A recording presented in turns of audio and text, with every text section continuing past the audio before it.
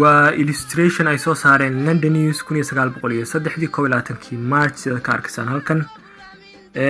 dabcan waxa weeye markab shixnad siday oo ku soo xidhay magaalada Hobyo ee gobolka Mudug oo markaa u diyaar garoobay dagaalkii dhijiray Beerdhiga amba Ingiriisku yaqaaneen The Battle of Erego. dabcan halkan waxa weeye ciidamo isku dhafana oo markaa huwana oo markaa isu diyaarinaya dagaalka Beerdhiga. dabcan dagaalkan si ayna ka filayn buu ku noqday oo way ku jabeen rasaas iyo hub iyo machine gunaba daraawishta way kaga furatay. sidoo kale niman saraakiil oo fara badan waa laga laayay, kuwa kale oo saraakiil iyaguna luntay way jireen oo raq iyo ruux ba la waayay. ciidankan waxay sameynayeen ambulance waxa la dhaho markaa dabcan waxay sameynayeen wax yar oo naxashka u eego markaa ciidamada Ingiriisku ay ku qaataan baqtigooda iyo dhaawacooda.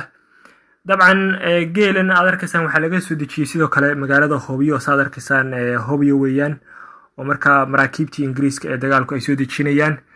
dabcan ciidankan waa ciidamo isku huwan oo isku dhafan oo South Africa iyo laga keenay Malawi iyo ciidanka Hindiya laga keenay Singasingaha, ciidamo iska horgalin oo Soomaaliya way jiraan. halkan waxa weeye taandooyinkoodii markaa ay ka sameysteen gobolka Mudug oo markaa ay ku sinasanayeen. dabcan shixnadan markabka waxa laga dejinayay 3 isbuuc bay qaadatay. sidoo kale Ingiriisku wuxuu lahaa ambulance awrta kaliya muusan lahayn, wuxuu kaloo lahaa ambulance cirka oo markaa ay u taalay gobolada waqooyi saad arkaysaan. waxa weeye ambulance cirka oo markaa daraawishta jiidaha ay kaga daadgurin jireen markaa dhaawaca Ingiriiska.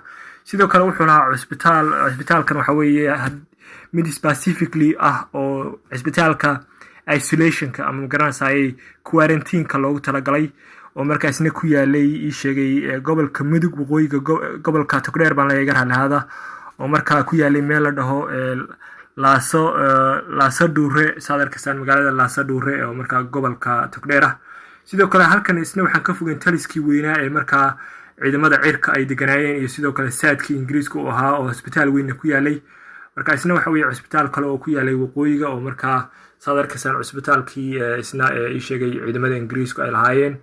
markaa cusbitaalada way badnaayeen uu samaystay. sidoo kale maadaama ayna gobolka Mudug ayna ku lahayn ambulance ayna ku soo degi karin dayuuradu ayna ku soo degi karin airport Mudug uusan lahayn, waxa ay sameeyeen ambulance geela bay sameeyeen oo markaa dhaawacooda ay ku qaataan.